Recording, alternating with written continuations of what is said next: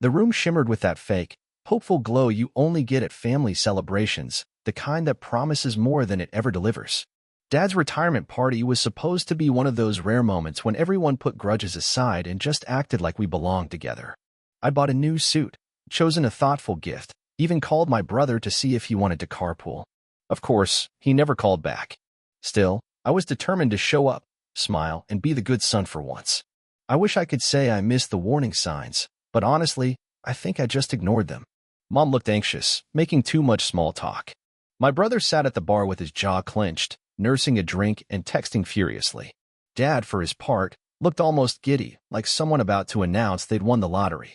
We made it through the speeches, the polite laughter, the forced group photos. Dad gave his usual half-serious, half-mocking jabs about how none of us would have amounted to anything without his sacrifices. Everyone laughed along. I even managed to mean it. Then, with a clink of his fork against his glass, he called for everyone's attention. I thought he'd get sentimental, maybe choke up a little. Instead, he cleared his throat, stared right at me, and made the announcement that knocked the air out of my lungs. He said, "I want to thank everyone for being here, especially my two sons. Now that I'm retiring, it's time for the family to step up." He looked straight at me.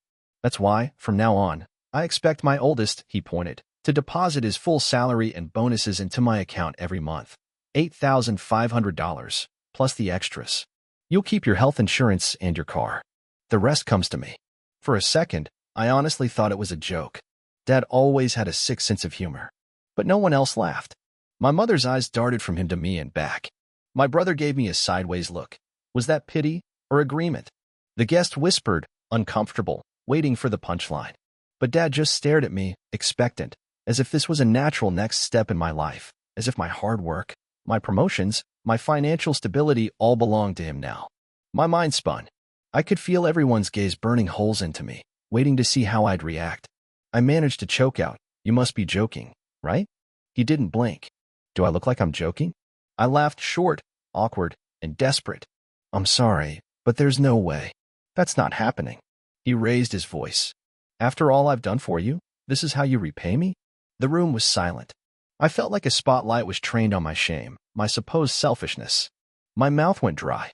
I glanced at my mother, hoping for backup. She just looked away. In that moment, something inside me cracked. I realized this wasn't about support or tradition or family. It was about control, about Dad needing to remind me I'd never really be free. And everyone else, from their silence, seemed to agree. The applause from earlier now felt like it had come from another life. I stood frozen, half waiting for someone, anyone, to interrupt, to say Dad was out of line, that this was insane. But my mother just kept her head down, fiddling with her napkin as if she could disappear behind it. I glanced over at my brother, hoping for a lifeline, but he wouldn't even meet my eyes. Instead, he stood up slowly, walked to Dad's side, and put a hand on his shoulder. That one simple gesture cut deeper than all the silence in the world. "Dad's right," my brother said, his tone steady. "You've been lucky, and it's time you gave back. We all know you make more than the rest of us combined." The room seemed to tilt. It wasn't just Dad, it was the two of them, united. I'd always suspected they were closer, but I never realized just how deep their alliance went. My brother had always been the golden child, but I told myself that was just my own insecurity talking. Now, faced with their united front, I understood. It wasn't insecurity. It was the truth. I tried to reason, my voice trembling. "That's not how families work. I've worked for everything I have. I don't owe you my life's earnings." My brother shrugged. "We're not asking. We're telling you how it's going to be." A few relatives murmured in agreement, eyes averted, avoiding the spectacle but not willing to oppose it. I felt my world shrinking. Every exit, every escape, seemed to close off at once. My father sat back in his chair, victorious, like he'd just won a chess match. I looked at my mother again, pleading silently for her to say something, anything. Instead, she simply whispered, "Maybe just talk to your father privately. Don't make a scene." It was the last straw. My heart pounded, anger flooding every vein. Suddenly, I realized I was alone. Not just in this fight, but maybe always had been. The feeling of betrayal wasn't a sharp stab. It was a slow, creeping cold that filled my chest and threatened to freeze me solid. In that numbness, a clarity emerged. This wasn't just a disagreement.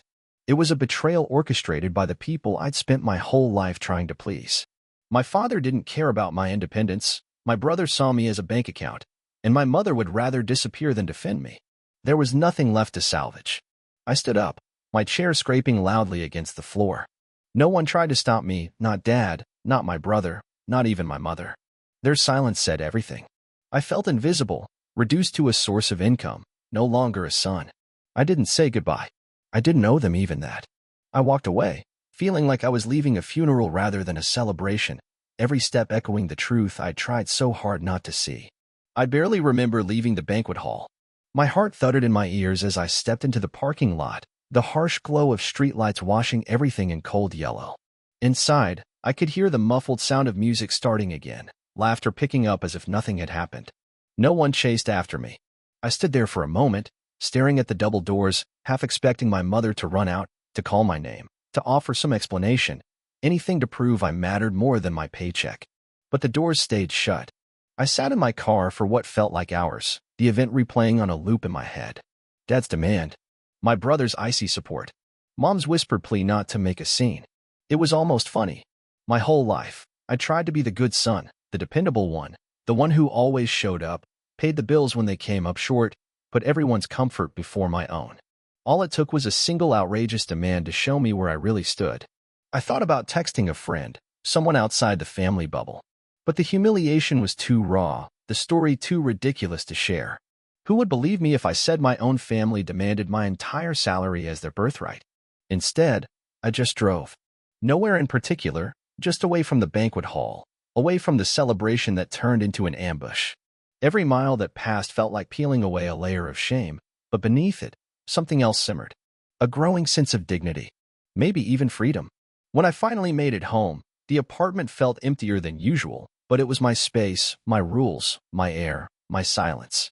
I dropped my keys on the table and tried to gather myself. The guilt started creeping in, as it always did. Maybe I'd overreacted. Maybe there was something I missed, a reason for Dad's demand, a secret I didn't know. But the longer I sat in the quiet, the more convinced I became that my reaction was justified. I kept waiting for my phone to buzz, for a call, a message, some attempt at reconciliation. But the hours crawled by, and my phone stayed stubbornly silent. No apologies, no explanations, not even a cheap guilt trip from Mom. Their silence was a message all its own. They'd drawn their lines, and so had I. I made a pot of coffee at midnight, unable to sleep. My hands trembled as I replayed the confrontation over and over. I thought about all the years I'd sacrificed, overtime shifts, missed vacations, putting off my own dreams, just so my family could stay afloat. None of it mattered now. I wasn't a son. I was an account number. As dawn began to creep through the blinds, I felt the first flicker of resolve. I wasn't going to beg for forgiveness or try to mend what was clearly broken. For the first time in my life, I put up a boundary. And this time, I wasn't going to apologize for it. The next day dragged on like a slow, bitter storm. I kept checking my phone every few minutes, half expecting some family member to break the silence. Maybe Dad would call to soften his tone, or my brother would text an apology. But nothing came. The quiet was deafening. Meanwhile, the party footage began to leak through social media, the photos, the smiling faces, the captions filled with congratulations and nostalgia. Everyone seemed to be moving on, pretending like nothing had happened. But I knew better. I could feel it, even if no one said it aloud. My absence was a wound they hadn't expected. Hours later, a cousin who'd always been a quiet observer messaged me. Heard what happened last night. Are you okay?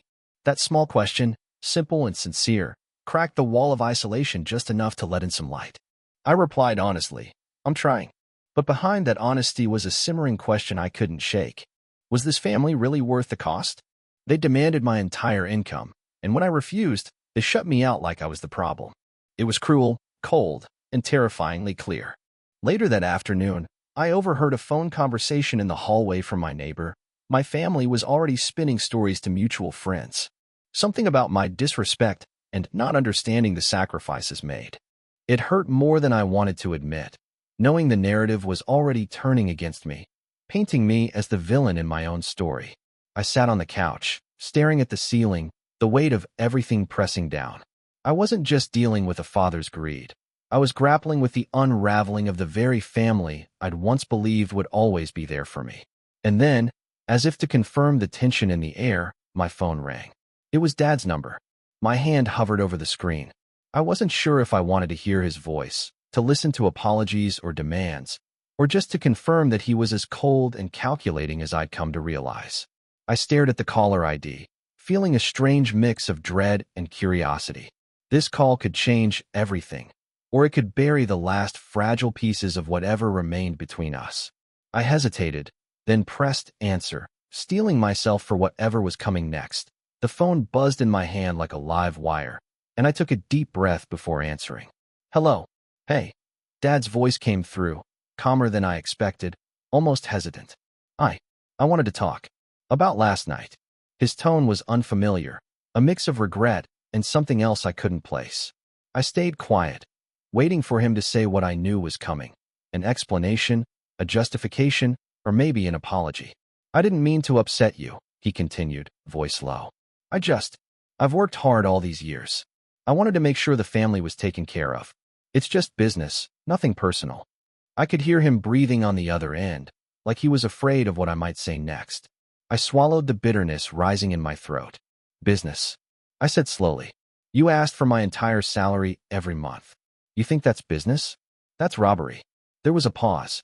Then Dad sighed. Maybe I was harsh. Maybe I overstepped. But you don't understand how things are here. Your brother and I, we've been carrying this family for years. We thought you could help. I shook my head, even though he couldn't see it. Helping means supporting each other, not controlling me. Not demanding everything I have like I'm some ATM. I'm sorry if it came across that way, he said. I just want us to be united. The family needs to stick together. That's the problem, I said, voice cracking. This unity is just about taking from me without giving anything back. I'm tired, Dad. Tired of being treated like a paycheck instead of a son. There was silence for a long moment. Then, his voice softened. I'll talk to your brother. Maybe we can find a better way. I don't know if I want to find a way with you right now, I admitted. I need time. And boundaries. The call ended, leaving me with a swirl of emotions. Relief, anger, sadness. I realized this conversation was just the start.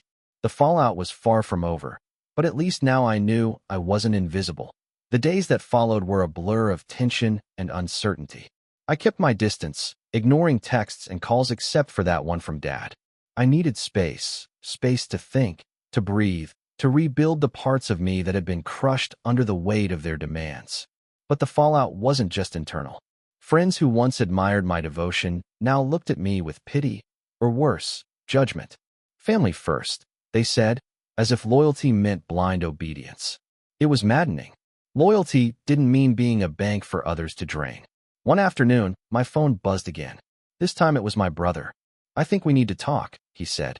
His voice was less sure than usual, almost hesitant. I remembered how he stood by Dad at the party, how he'd chosen sides without a second thought. Yet now, I sensed something different, maybe regret, maybe fear. We met at a coffee shop, the kind we used to frequent before everything turned toxic. He looked tired, eyes avoiding mine. I'm sorry, he said quietly. I didn't realize how hard this was for you. Dad and I got carried away, but it's not too late to fix this. I wanted to believe him. I wanted to believe we could patch the cracks, find a way back to the family I thought I had. But deep down, I knew things had changed. Not just between us, but within me. I'm grateful you're saying that, I said. But I need boundaries now. I can't be the family's ATM anymore. I have to protect myself. He nodded slowly, the fight leaving his posture. I get it. Maybe we all need to learn that. Leaving that coffee shop, I felt a strange mixture of relief and sorrow. The path ahead wasn't clear, but for the first time, I wasn't walking it alone. Weeks later, I sat alone in my apartment, the silence both a comfort and a reminder of everything lost. The family I thought I'd always have was fractured, maybe beyond repair. But as the dust settled, I realized something profound. Family isn't just blood and shared history. It's respect. It's trust. It's safety. I thought about forgiveness, the tempting idea of sweeping everything under the rug to pretend none of this ever happened. But forgiveness without boundaries is just an open door to being hurt again. I knew I couldn't give them that chance. Instead, I chose distance. Not out of spite, but out of self-preservation. I started rebuilding my life on my own terms, learning that strength isn't about how much you give away. It's about knowing when to hold on to yourself. The grief lingered, sharp and raw at times, but so did a growing sense of freedom. I was no longer the son who paid the price for others' comforts. I was me, whole, flawed, and finally free. And maybe, someday, that would be enough.